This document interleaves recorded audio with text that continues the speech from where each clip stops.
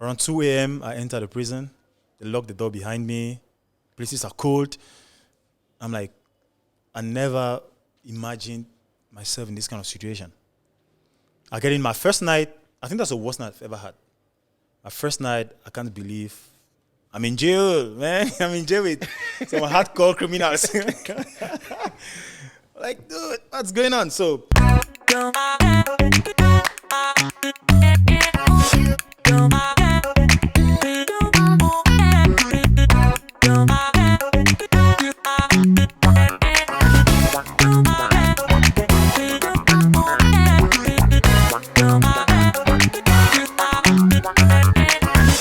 you went to jail. You got locked up. I mean, like that you got locked up for and that was like a pretty ridiculous time.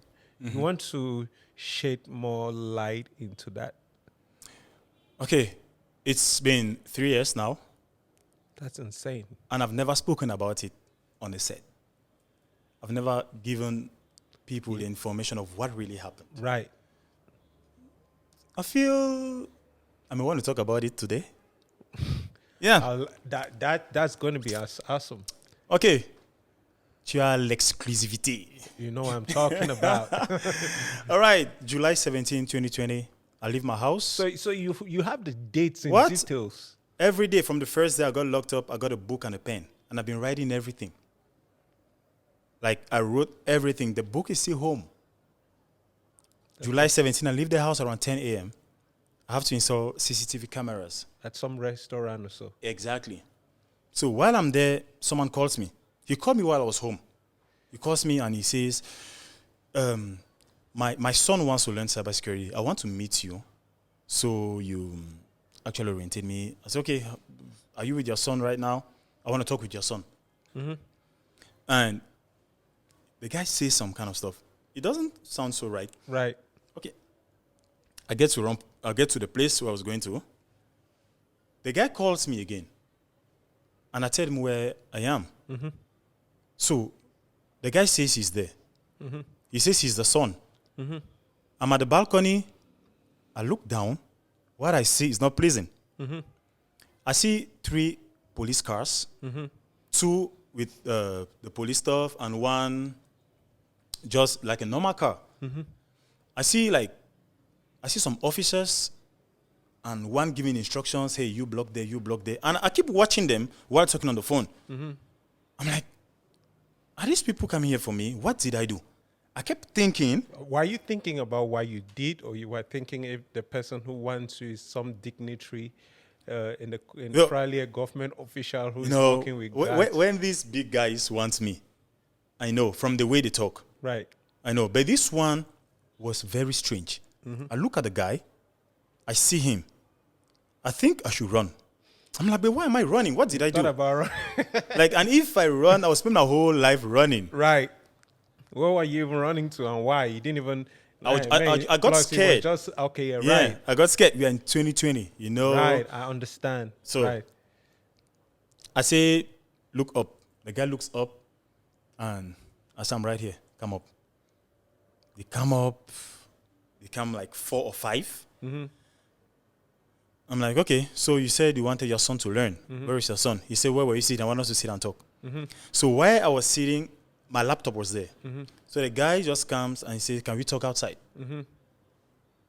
He sees my laptop, closes my laptop, takes my phones. There were like 2 laptops. He takes everything. He's like, no, pas de faux geste. I'm like, what's going on? He says, you are from the judicial police. You have a warrant here to arrest you. I said, let me see the warrant. They pulled out the paper, and I saw my name there, boldly written. I'm like, okay. I say, who is suing me and for what?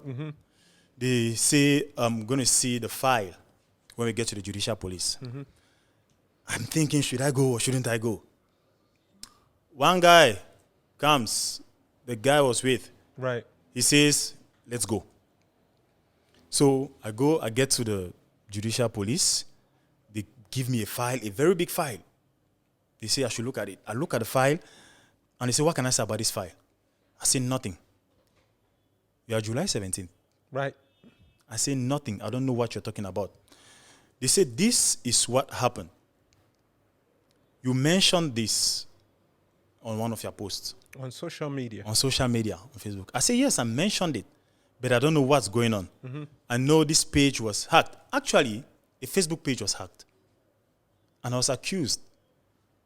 The question that comes up all the time is, why out of about 30 million Cameroonians, why you? So, which is the exact question I was going to ask. Yeah. Why me? I get a phone call like a month before the incident. Say, okay, no, like not a month, like days before. One guy calls me, a friend. He says, another friend's, my colleague's Facebook page has been hacked. Facebook profile has been hacked. Can you fix it? I'm like, okay, I can fix it. So he sends me the he gives me the girl's number. The lady calls me. I start talking with her. So while I'm looking, I check her profile. So I bill you according to your profile. Right. I'm not supposed to do that, but I bill you according to your profile. There's some people that may not be able to pay. Right. When I see the kind of things you post, so I see the lady, I know this one, she may be able to pay. Right. So I asked for, I think it was 200,000 or something. Right. She said she doesn't have money. She has 15,000 or 20,000. Really? Yeah. So while this is going on, I'm still pulling her legs. I want her to give more money. Right. So I send it to one of my guys that, hey, help me recover this Facebook account. This is what I got from it, blah, blah, blah. Like 1 hour later, he tells me, hey, I've recovered the account. So I'm keeping the account. I want her to increase the money so I can give her account. So I keep the account for like 1 or 2 days. Then something strange happens. A Facebook page is hacked. And I don't care about the Facebook page because I don't know how it's related. Until the day I get arrested, I realized that the Facebook account I recovered or restored was the administrator of that Facebook page. You got to be kidding me. I was like, this is serious. And this is not a random page I'm talking about. I'm talking about a government page. Right. So the government was implicated. So it's like you get into a house, you get out, they say a phone is missing. You're like, I didn't touch the phone. But they ask you, were you in the house? When you say yes, it's okay, sit down here. Yes, I had access to her account. But did I hack the page? No. There were 4 administrators. That's the information they were giving me at the judicial police, that there were 4 administrators and everything. I'm like, okay, this thing is getting crazy. So I thought it's just a random Facebook page. The next day, questions keep coming. You didn't even know the Facebook page. Exactly, until they told me that that's a Facebook page. It was a government-related Yeah, page. Not just the government. Those who are in charge of the elections in Cameroon. Right. So Crazy stuff. Yeah, so it was crazy. And where post-election fever, a lot of things were going on. Exactly. So that was the wrong moment to ever tamper with some kind of stuff. So I get there, questions keep coming. One man came and asked me one question. Because while all of these things are going on, I'm like, dude, you guys should do these things and free me. Right. Like you already knew now that I'm not in any of this. Yeah. You guys just process that. Let me get out of here. And one day, one guy came and told me, investigator, he says, do you know you can only be freed from a presidential decree? I look at him, I think he's kidding. So we have what we call Agence Nationale de TIC in Cameroon, Antique. Antique comes and one man asked me... What's Antique about? They're concerned with right. cyber security. Okay, Antique is the body that governs the cyberspace in Cameroon. Okay. So everything that wants to happen with tech and everything, it goes through Antique. Right. Not just cybersecurity, the whole cyberspace from tech to everything. Right. Yeah. So the guy asked me, he says, how old are you? I tell him, and he says, well, when you come out of prison, you will not be that old. That's when I knew she just got real. Wait, they said that? The guy told me, I sat like this. I was like, what's going on? And he was serious. I spent 29 days at the judicial police. 29 days. Yeah, no, 21 days at the judicial police. My 21st day, I just have a feeling that the press is going to come. I just look through the window of my cell. I see a lot of cameras outside. I see journalists and everything.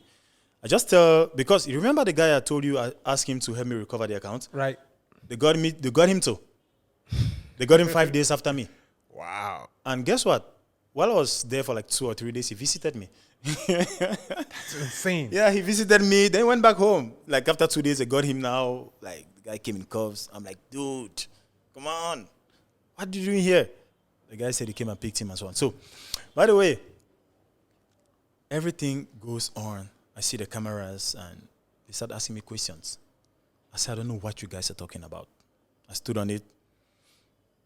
The 21st day, 22nd day. Oh, cameras like CRTV. TV stations. Yeah, and a lot of channels. I mean, I was like, the headlines for like two weeks. stuff. Right. They're talking about it every day. Every day I was on the Right. TV. I remember totally. Yeah. So I get there the next day. They say I'm going down to prison. I'm like, for real? Yeah, like this is still a dream. Is Yeah. this a joke or what? Until I go and meet the state council and they say, hey, dude, you're going down. Around 2 a.m., I enter the prison. They lock the door behind me. Places are cold. I'm like, I never imagined myself in this kind of situation. I get in my first night. I think that's the worst night I've ever had. My first night, I can't believe I'm in jail, man. I'm in jail with some hardcore criminals. Like, dude, what's going on? So the next day we go to court. Everything goes on. Well, I spent about 4 months in prison. I get acquainted. You know, the first step to healing is accepting what's going on. I kept saying this is not happening. I think the beginning is always like you're hallucinating for a bit What? because I think that was my feeling when I first got into boarding school. It was a whole strange land. I look at the dormitory and I'm just like, am I hallucinating or what? I mean, the excitement just kind of goes away because you're just like, okay, I'm away from home now. So I can imagine going into a place that you don't have a choice. Sit here, stand, go like this. You know, the bigger, the oldest prisoners are the ones actually disturbing your peace. Things, right. Yeah, they're the one running things right in there. Right. I'm there, I'm looking at places, I'm trying to study the environment. At some point, I'm like, no, I'm not in prison. The day I said, There was still denial. then the day I accepted that, Derek, you're Yeah, in it's jail, happening. bro. It's happening. This is real, you're in jail. That's the day I started healing. I started getting acquainted, going and playing football right there in prison, playing video games, going to church, playing my Doing piano. what now? Sorry? Playing video games? Yeah, we had video games there.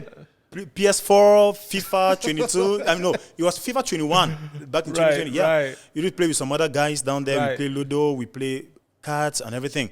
So I started getting acquainted to the place, but I did not want to get used to the place. Right. Something strange happened. After 1 week, I mean, this is what we call a local. I mean, my local, lying on my bed thinking That's about my where future. Local is the Yeah. place where your own room. Exactly. So you have a room. In that room, You there are have your beds. space. All right. Yeah, so you have your own space. Right. In the middle, there's like a dining session, a table. There's a TV, a fridge, and everything. Right. Depending on where you find yourself. Of course. We're talking about the again, Kondengi prison. Yeah, right. Yeah, depending on where you find yourself. The one warder comes and he says, Tata. I'm like, who knows me in this place? Right. He says, they're looking for you. I step out. I go to the place where the other guys are. They say, c'est toi, Tata? I'm like, yes, I'm the one. It's okay. These computers have not been working for a number of days. I'm like, what's going on here? They needed you to repair some computers. So I started repairing computers in prison. Wait, were you getting paid for that? No, I mean, I don't even know how the pay was going. So they said this printer is not printing, this one's not connecting to the network. I started working. And coming back while I was in cell, I was teaching the Cameroon police while I was in the cell. They take me out around midnight and take me to one office, and I'm giving them lectures on cybercrime and some investigations and how cyber criminals behave. I did that for like all my stay there before I went down. Every day from midnight to around 1 or 2 a.m. I give them lectures all the time. Was that exciting for you? It wasn't. I was doing that because I thought they You would have say I no have choice. good feet. Oh, okay. Yeah, like, that they were saying that you this have guy is a good guy. behavior. He has good behavior. But it didn't work. I still went to jail though. It didn't work. So, well, we keep going to court. Whenever I go to court, there's a bunch of journalists. And the next morning, I know I will be on Canal Press and some stuff. Right. Yeah, they're asking me, they say, standing in the bar, his head down, his hands across the table, blah, blah, blah. They were describing the way I stood while I was in court and so on. Well, one day they just told me I'm free. That's after how many months? 4 months, 10 days. You know every November single detail. 27. I left at 7:45. I got home at 7:50 because I was living just behind the prison. I just walked home. Yeah, I mean, it was crazy. So like I want to. I mean, now it's laughable. Like we're talking about it and laughing, but I don't think that it was really in that direction. For you to be to understand that, okay, this is my passion. I'm an ethical hacker, yet I'm accused of a crime I didn't commit. Yeah. When my career is still just picking up in this domain, did that in any way start changing your mind? I felt terrible because everywhere on the newspapers said I'm going to take 5 to 10 years in prison. Yeah. So I was like, between now and 5 to 10 years, technology will be high there. It will be difficult for me to even cope. What field am I going to get into? So, but when you came out, did you consider that you are going to stop following? They are already arrested you. You are just starting that, and you have already been arrested, accused of something you didn't do. Did that already start influencing your mindset? Like, maybe I should find a different career. So a medical doctor will not stop practicing because his patient died, for instance. But will I he stop? always knew. Will he stop though if he's locked up? Well, That he killed the patient and he didn't. See, those are two different things. I understand so, though. actually, I thought about it, but I was like, I'm not stopping this thing. Okay. I know why I got into this. Right. I always say I'm like a medical doctor. I save lives. Right. You have no idea about the number of families I've saved. Right. Families that were about to break. Right. After my term, let me just call it term, but I wasn't sentenced. Right. Yeah. So when they took me out, my criminal record is clean. Right. Yeah. So a lot of people started knowing about me. And if I want to talk about the things that happened after my release. I want us to talk about it. So you were not in any way, you were not sentenced. At the end of the day, charges had dropped. It wasn't you and stuff like that. You come out of it and you're like, I'm still going to do this anyway. This is my career. This career, I didn't choose this career. This thing chose me. Oh. So I'm going to stick Those around. are my lines. Yes, I'm going to stick around. But I think things start opening up for you. Yeah. A little bit faster, because I think you were kind of quiet for a bit, but then you came back on social media. I was quiet for almost a year. Right. When I came out. Right. A lot of people didn't know I would stay in Cameroon. Right. I even thought I would travel. Right. Like to leave. You wanted to run. Yeah, I just wanted to run. Like, this country, I'm fed up. Right. But I was like, there is something I have to do in this country. Which is a conversation that many people are not having, because I think, let's not even talk about that, because everybody has their choices, but there's the whole thing about people wanting to go out instead of sticking around to fix the problems that are plaguing us.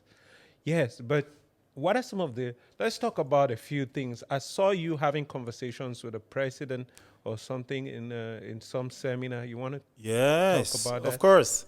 So I keep quiet. I'm free November. I'll go for 1 month, about 6 months or something like that. I'll go on social media. I start talking. Little. One day, I receive a message. They say, okay, this is a message from the presidency of Togo, inviting you for a cybersecurity forum. I think that this scammers and so on. So I read it and I just wave it. They sent another email, like reminding me of the previous email. Wait, did you apply for something? I didn't. You serious? I didn't apply. They sent me an official letter. I waited. Second one came. I still waited. The third letter came. They said they want me to confirm so they can make the necessary arrangements, logistics, and everything. I'm like, okay. I look at the phone number, look at the email. I do some little findings, and it's genuine. I'm like, okay. I said, all right, I'm going to attend. They send me some stuff, ask me for my passport and everything. Until I go to the airport, nothing is fake. I get to Togo. Once I enter Togo, I show my invitation. The way I'm treated, I don't know why they're treating me that way. I've never taken a flight before then. I'm like, what's happening? Is this how they treat people who take flights? So I sit somewhere very comfortable like this place, and I took a video because I was using the first class lunch. I think, why are you questioning, like, is this another plan? Is this time? I mean, now why should they be arresting me out of Cameroon? I'm like, what did I do this time around? So I see it, they say, hey, we want to drink something. We have coffee, we have juice, we have... I'm like, okay, fruit juice. And I want to make sure I see the way they're pouring it. I don't know what's going on. So they give my juice. I drink with a lot of stress because I don't know where my bag is. Okay. I'm like, I called the lady. I'm like, okay, I want to go and get my bag. She said, oh, you're in first class. Just give us your boarding pass. That's what they call the talon, something like that. They go pick my bag and bring. What the briefings they gave me for those who traveled before me, they say when you finish, you go somewhere, there's a place, bags go around, I'm going to pick my bag from there. Right. But I didn't see that place. Right. I didn't know it was for the other classes of people. I mean, it was first class. So and my first journey was first class. Right. I mean, I didn't know these things. And I sit, and they say, okay, sir, your car is ready, and so on. Your car? Yeah. So we are sitting, we are a lot of us. And there's one thing that happened. In this life, you have to be humble. Right. So when I sat there, I started feeling myself. I was like, this thing is true. A man passes around, I give him my phone. Can you take me a picture? He says, yeah, why not? So I block. Guy takes pictures. He comes, he says, is it okay? I look at it. No, you can take some. He takes more. And I look, I say, good job. He says, good job. We greet ourselves. Now they come, they say, okay, sir, you guys come for your visas. Since visa on arrival. I'm the first person. They say, okay, so, Cameroon. All right, so what do you do? I say I'm a cybersecurity engineer. I was loud enough for everyone to hear that I'm a cybersecurity engineer. So, okay, you came for the forum. Oh, welcome. He gives, okay, step aside for the picture. I step aside. They ask the next person to come. That was the guy that was taking pictures. They say, okay, so you're welcome. All right. Which country? Somalia. It's okay. Say, okay, what do you do? See, I'm the Minister of Digital Transformation in Somalia. I'm like, this guy is a minister. And I've been asking him to take pictures, and I keep telling him, good job. And the guy looks at me and he smiles, and he understood, I understood. Right. I take a picture, and I'm like, Your Excellency. Say, yeah, how you doing? I say, I'm fine. The next person, I'm the director of this EcoBank. The next person, I'm Minister of Transformation Ghana. I'm, like, everyone in that hall were ministers and so on, and governors. I became so little. It's like, okay, let me just respect myself. So we go out, there is a convoy. I'm in a Chrysler, a very comfortable one. There are bikes in front of me, escorting me to Hotel 2 Février. That's one of the biggest hotels in Togo. That's where they lodge me. The next day, I wear the Cameroon traditional wear for the event. The ambassador sees me. He's like, hey, you're from Cameroon, blah. We start discussing. I'm discussing with the ambassador. We're laughing, touching each other's shoulders. I was like, hey, I'm rolling with the big boys. I was in prison just a while ago. Exactly. All of these happens after I leave prison. And in the evening, we have a dinner with the head of state. I'm like, okay. And he's very close to me, like you're close to me. Right. And, hey, tu es venu du Cameroun? I say, oui, son excellence. I don't even know how to address him.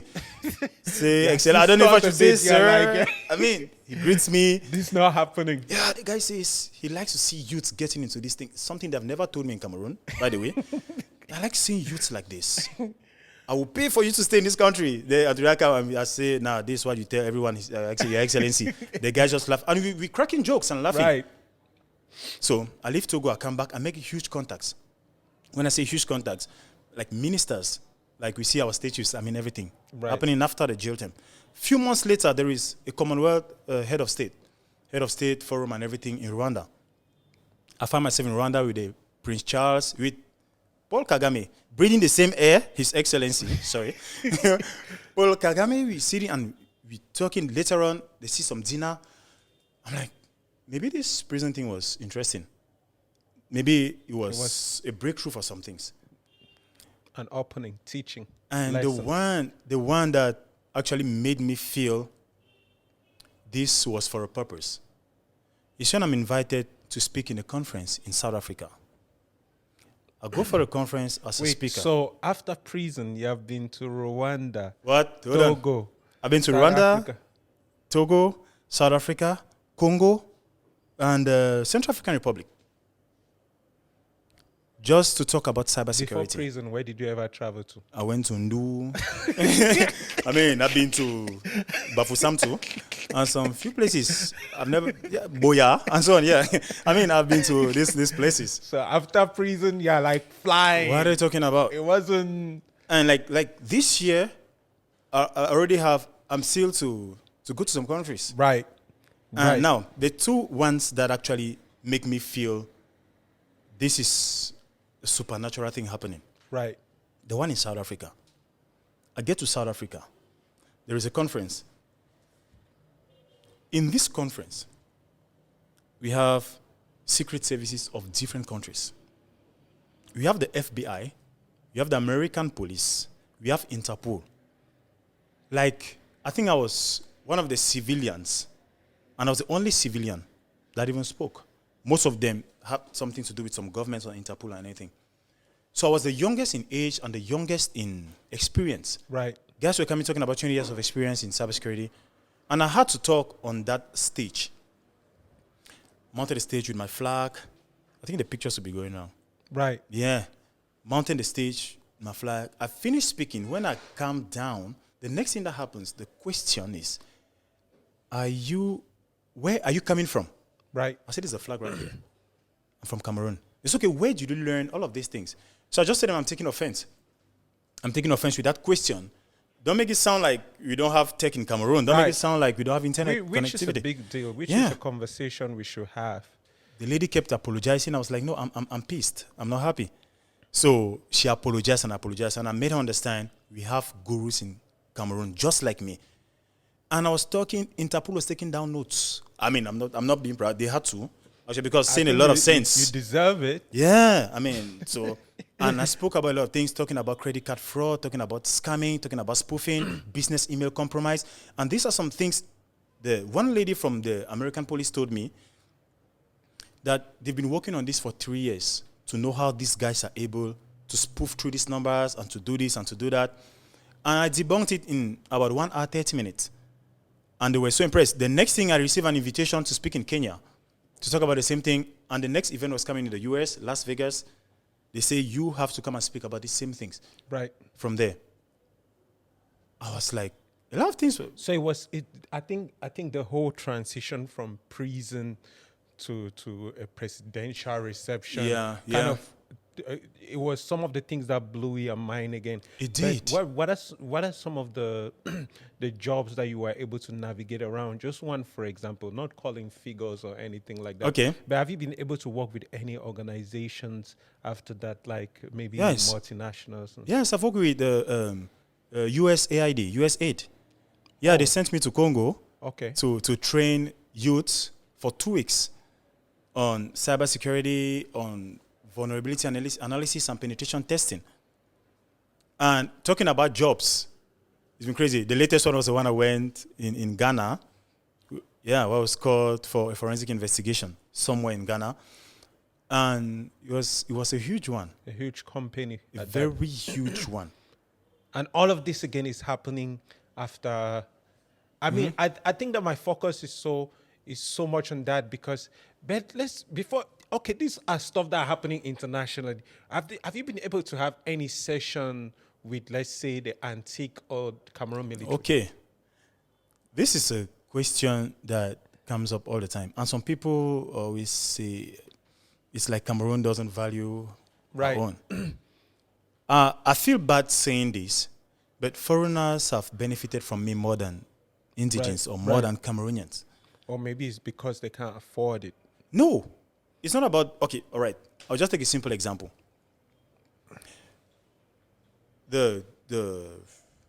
Like last weekend, that was the first time I ever spoke to the Cameroon military about investigation on how to Cameroon actually... military? Yes, that was the Gendarmerie Nationale.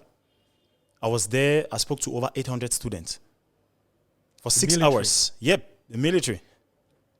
That was the first time.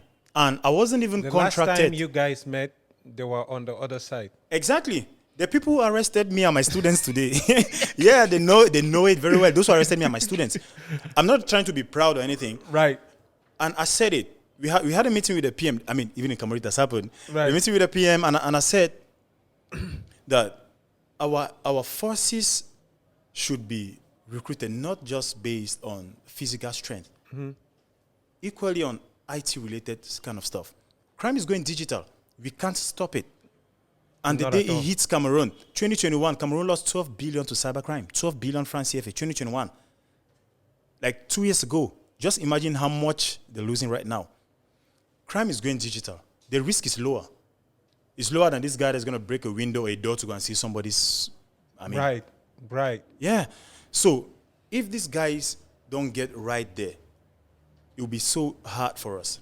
So hard. So now, those who arrested me, most of the time, I give them some training because I'm always a step ahead. I study more than they do because they have a lot of things doing. Right. They have to chase these guys.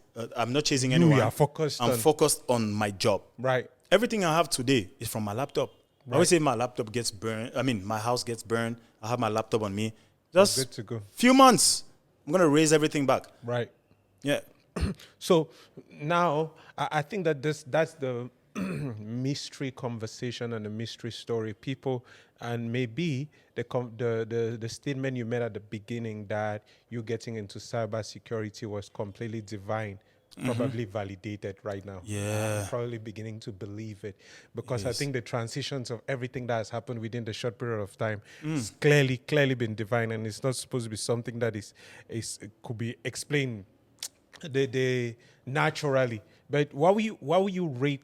What will you say? I know you got pissed off somewhere, somebody trying to judge our tech industry and stuff, but what will you say? What will you say is the reason why so many countries in Africa to begin with are having, especially the English-speaking African countries, let's not talk about the West. Let's just that's what we're going to end this show and podcast with.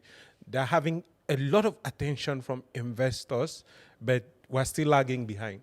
What do you think would be like the real cause of that? Well, investing in tech in Cameroon is challenging. We still have basic problems, such as electricity, internet connectivity. Talking about electricity, you want to run maybe an e-commerce something, so you invest in something like e-commerce. But I think Nigeria is facing more electrical issues than we are. Because again, when you want to look at Nigerians, I know that when people are having so much trouble, they find ways to fix it, and that has really been crazy because they talk about it, and probably everybody now has generators given to them. Do you also think that our system is not built in such a way that the media or there's no platform where these tech guys are being pushed to the wall? I was actually getting to that. We hardly see, how do I call this? Like some kind of tech Events. Yeah, we lack a lot of tech events in Cameroon. We lack it. And if you check tech events in Africa, you see every country has at least one tech event every month. And we have Silicon Mountain once a year. Once a year, which is... Very confined. Come on. So we don't have this kind of tech... There's this word I'm looking for. Like where we can assemble and do a lot of stuff. Right. For instance, I met some few guys when I was talking to the gendarmerie. They said, hey, Derek, you work alone. We just see you out there. You do your things alone. I'm like, I don't even know you guys. Mm-hmm. It's not like I want to work alone. But it's difficult to actually get these people together. Right. But most countries, you see, community, tech community, that's what I was looking for. Right. We don't have a lot of tech communities here. Talking about cybersecurity is very rare. You may not even see that. And going to internet connectivity, that's another big challenge we have. Even for those who pay for the internet, at times you even have, you have enough data, you're unable to browse from where you find yourself. Right. And it limits the geographical sphere of where you can actually push up with your tech and so on.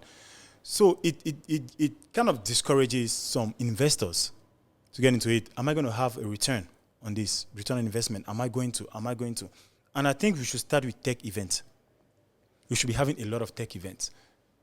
Once we have the tech events, I think we invite these big people.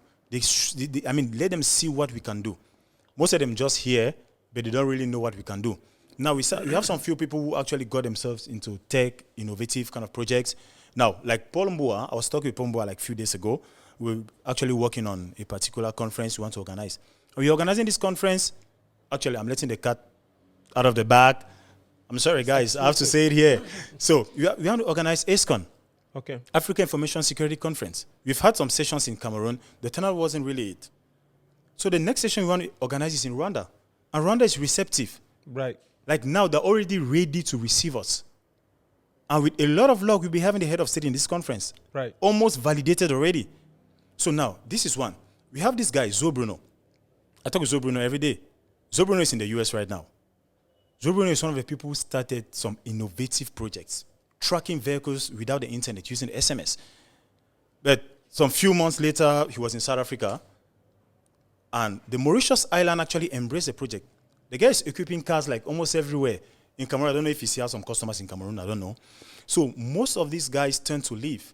Now we no longer hear about Archie Zhang, for instance, the guy of the cardiopath. Right. It's like the projects keep dying. Something comes up, then next moment, you don't hear about it again. And I think the conversation about investors, I think that our mind is really focused about the international level. Always. And stuff.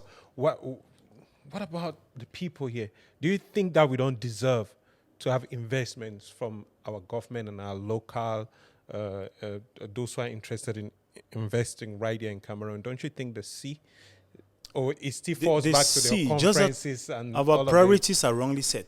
Okay. The priorities of the decision makers of this country may be focused on how to see how there should be electricity in some countries and so on. It is your tech thing. Hold on. I mean, I don't think that that's really exactly. But a big deal. AI, like I'm talking about AI is going to revolutionize a lot of things. For instance, the pen testing I do, I'm a pen tester. The pen testing I do, I have less pen testing contract in Cameroon than out of Cameroon. I pen test, and my students, I have a lot of students I teach. Most of my students are out of Cameroon. Some students are ready to pay you $3,000 or plus for you to teach them 8 sessions. They just want to hear you talk, get your experiences. I have a lot of field experience. I've pen tested one of the biggest companies in Cameroon. Right. I mean, it was actually an amazing project. But I've pen tested more out of Cameroon than in Cameroon. right. Yeah, so it's difficult to actually break that ground. This country is difficult, but we're going to break it. Their story is so fascinating, and it's so, I mean, when you listen to it, you want to listen to the stories over and over. I wish that we would have gone a little bit more into the details and those who slapped you in prison, all of that and stuff. That was crazy. You know, but we don't have so much time for it. But I'm so happy that you came on the show to tell us you're part of the story. You're one of the extraordinary people. You deserve all of the celebration that there is to celebrate as far as this country is concerned, because I understand that there are many more of you, but you're making the difference. And you need, it's just that little extra that you add on the ordinary that is making you the extraordinary person that you are. And I'm so happy that you came on the show. Thank you. Thank you for having me. It was a pleasure, man. Yeah, thank you. Tomorrow you could be the best you can today. Can't you see it? Imagine the feeling that you get standing at the top and looking down on something awesome that you've just achieved. Oh yeah, yes, I've been there before, and words can hardly describe that feeling inside. Every night greatness whispers to me, telling me how badly she wants me.